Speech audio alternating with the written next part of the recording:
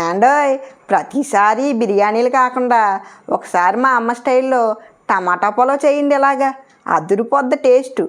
Stove మీద పెద్ద గిన్నె పెట్టుకుని అందులో తగినంత ఆయిల్ వేసుకుని అలాగే కొంచెం నెయ్యి కూడా వేసుకుని షాజీరా, చెక్క, లవంగాలు, యాలకులు ఇవన్నీ వేసుకుని వేయించుకోవాలండి.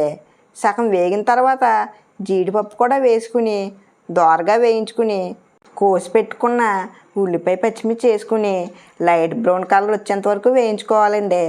ఇప్పుడు కొన్ని బిర్యానీ ఆకులు వేసుకుని కాసేపు వేయించుకుని అలాగే 2 టేబుల్ స్పూన్లు అల్లం వెల్లుల్లిపాయ పేస్ట్ వేసుకుని పచ్చివాసన పోయేంత వరకు వేయించుకోవాలండి. నెక్స్ట్ ఇప్పుడు గుప్పెడు కొత్తిమీర వేసుకుని కాసేపు వేయించుకుని అలాగే కొంచెం కరివేపాకు కూడా వేసుకుని మళ్ళీ వేయించుకోవాలండి. ఇంకా కొన్ని టమాటా ముక్కలు వేసుకుని కాసేపు వేయించుకుని మగ్గించి దీని తర్వాత మిక్సీ పట్టుకున్న టమాటా ప్యూరీ వేసుకుని పచ్చివాసన పోయేంత వరకు కలుపుకోవాలండి.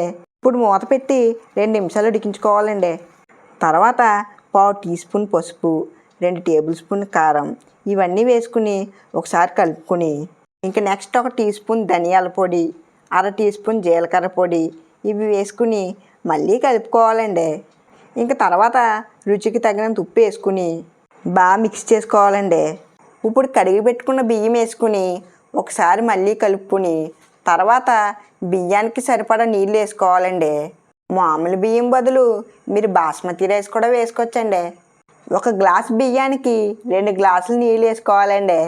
ఇప్పుడు మళ్ళీ కొంచెం కొత్తిమీర వేసుకుని బాగా కలుపుకొని మూత పెట్టి సిమ్లో రైస్ దగ్గరికి అయ్యేంత వరకు ఉడికించుకోవాలండి.